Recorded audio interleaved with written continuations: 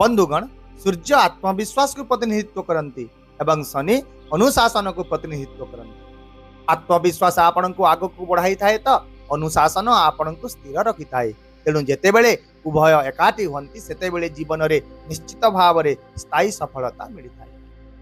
नमस्कार बंधुगण, आपण मानक समस्त को आपण निजस्व चैनल ज्योतिष दर्पण को मु पुणी थे हृदयर सहित स्वागत करुछि। आज विशेष कार्यक्रमटी हूँ वृष राशि मार्च 2026 मासिक राशिफल। तेबे मु एठारे केवल आपण मानक पॉजिटिव जिनिस गुड़िक विषय कहवाकू जाऊना किंबा आपण को भयभीत करने नेगेटिव तथ्य प्रदान करने को चाहे ना, बरं मोर सदा सर्वदा लक्ष्य होइया जे आपण को 100% एक स्पष्ट संतुलित एवं सठिक विश्लेषण प्रदान करवा। ता सहित ग्रहंकर गोचर कौन कहूची, केउं ग्रह केउंटी अवस्थित रहिबे, केउं परिवर्तन केबे घटिबो एवं ए सब द्वारा आपणकर स्वास्थ्य, शिक्षा, प्रेम, विवाह, भाग्य, कैरियर एवं व्यवसाय किपरि प्रभावित हेबो, ए सब विषय रे सबु बेले मु सठिक तथ्य देबाको चेष्टा करिथाय। तेबे मुख्य विषय वस्तु आड़ को बढ़िबा पूर्व प्रथमे एठी मु गोटे कथा स्पष्ट भाव में कही देउची जे एही विश्लेषणटी संपूर्ण भाव में जन्म राशि चंद्र राशि उपरे आधारित अटे, कहार व्यक्तिगत कुंडली उपरे आधारित नुहे। व्यक्तिगत कुंडली हिसाब रे तो समस्तंक पई भिन्न भिन्न फलाफल रही है, ग्रहंकर स्थिति अनुसार फलाफल होता है। तेणु एही विश्लेषण को आपण मध्य 50-50 हिसाब रे विवेचना करंतु। समस्तंक पई केबे भी समान फलाफल हेबो नाही, यह मन रखंतु। सर्वप्रथम आसंतु जानिबा जे एही मासरे आपणक राशि पई ग्रहंकर स्थिति किपरि रहिछि। तेबे वृष राशि शुक्रंकर द्वारा परिचालित राशि एवं वर्तमान शुक्र शनिंक सहित आपणकर एकादश घरे अर्थात लाभ घरे अवस्थित अछंती, जहा आपणक पई एक अत्यंत शक्तिशाली योग। एहा छडा बृहस्पति वर्तमान आपणकर द्वितीय घरे गोचर करुछंती एवं मार्च 11 तारिख रे से मार्गी हेबे। ता सहित केतु चतुर्थ घरे अछंती।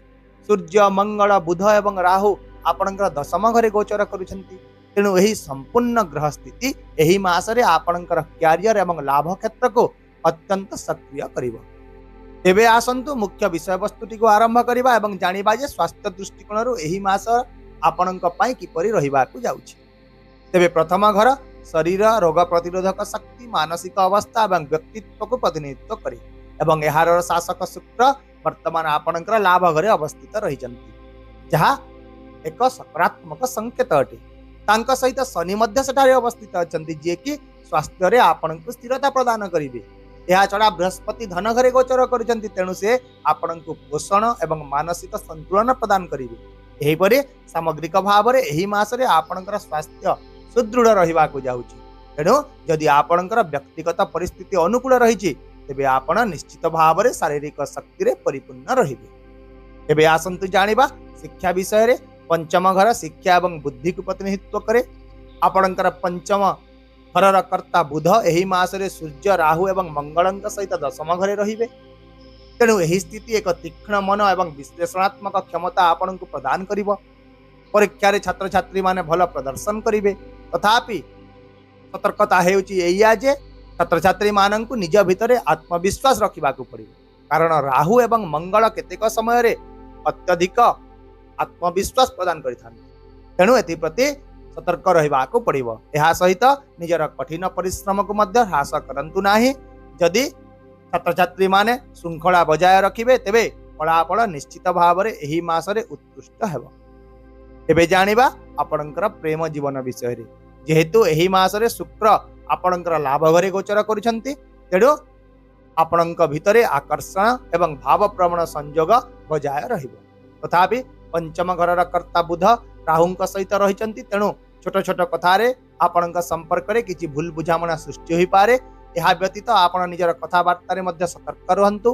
विशेष करी मासर प्रारंभिक दिन गुड़िकरे सतर्क रहंतु, कारण मार्च 22-23 पर परिस्थिति आपणक पई अधिक संतुलित होई जिवो। सामग्रिक भाव में एही मासरे आपणकर प्रेम जीवन 70% पॉजिटिव रहिबो एवं 30% निजर बुझामणा उपरे निर्भर करिवो। सेहीपरि विवाहित लोकंक विषय जदि देखिबा तेबे एही समय सप्तम घरर कर्ता मंगल दशम घरे गोचर करुछंती, जहा फल रे एही समय रे आपण ଏବଂ ନିଜ ଜୀବନ ସାଥୀ ମଧ୍ୟ ନିଜ ନିଜ କାମରେ ବ୍ୟସ୍ତ ରହିବେ। बेले बेले आपणकर मनोभाव परिवर्तन किंबा चिड़चिड़ा मध्य होई पारे, किंतु संपर्क रे धैर्य एवं बुझामणा सब किछि को संतुलित रखिबे। वर्तमान आसंतु जानिबा आपणकर भाग्य एवं कैरियर विषय। तेबे एही मासरे आपणक नवम घरर अधिपति शनि लाभ घरे शुक्रंक सह गोचर करुछंती, जहा फल रे भाग्य आपणकर प्रयास को समर्थन करिवो। जे कोनोसी नूतन योजना, नूतन आरंभ, नूतन बैठक रे सफलतार संभावना प्रबल रहिबो। यह छड़ा दशम घरे सूर्य, मंगल, बुध एवं राहुंकर प्रभाव आपणकर कैरियर को आहुरी सक्रिय करिवो। पदोन्नति, नूतन चाकरी किंबा नूतन दायित्वर संभावना रहिबो। जदि आपण बेकार अछंती तेबे एही मास प्रयास करिबा पई एक भल समय हेबो, किंतु मने रखंतु जे सूर्य, राहु एवं मंगलंकर प्रभाव केतेक समय रे आपणक भितरे अहंकार किंबा युक्तितर्कर भावना मध्य सृष्टि करि पारे। तेणु विशेष भाव रे एही मास रे आपण निज आचरण रे संतुलन बजाय रखंतु। सेहीपरि जदि आपण व्यवसाय अटंती तेबे मार्च मासटी आपणक व्यवसाय पई लाभदायक रहिबो, जेहेतु बृहस्पति आपणकर धन घरे गोचर करुछंती एवं शुक्र, शनि लाभ घरे गोचर करुछंती। तेणु आपणक पई आयर नूतन उत्स गुड़िक खोलिबो। या छड़ा ऑनलाइन कार्य, वैषयिक क्षेत्र, परिवहन किंबा संपत्ति संबंध कार्य रे मध्य निश्चित भाव रे वृद्धि देखा जाय। ताहले दर्शक बंधु, भिडियोटी को शेष करबा पूर्व एबे आसंतु जानिबा एही मासर किछि विशेष प्रतिकार विषय रे। तेबे आपण प्रतिदिन बुधंक बीज मंत्र ओं ब्रांग ब्रिंग ब्रुंग सह बुधाय नमः मंत्र जप करंतु। या सहित आदित्य हृदय स्तोत्र पाठ करंतु एवं उदय सूर्यं को जल अर्पण करंतु। हनुमान चालीसा नियमित भाव रे पाठ करंतु एवं शनिंक पाए ओं प्रांग प्रिंग प्रुंग सह शनिश्चराय नमः मंत्र 108 थर प्रतिदिन जप करंतु। यही सब प्रतिकार पालन करी देखंतु। निश्चित भाव रे एही मासटी आपणक पई मंगलमय साब्यस्त हेबो। आशा करूची आज रही विश्लेषणटी आपणक पई निश्चित भाव रे मार्गदर्शक प्रमाणित हेबो। तेणु जदि आपण एही भिडियोटी को उपयोगी मने करूचंती तेबे दया करी आम चैनल को सब्सक्राइब कर दियंतु। ता सहित भिडियोटी को लाइक करंतु, शेयर करंतु एवं कमेंट बॉक्स रे आपणकर मतामत निश्चित भाव रे आमको शेयर करंतु। ताहेले वर्तमान पाई मते विदाय दियंतु। रहुची, नमस्कार, जय जगन्नाथ।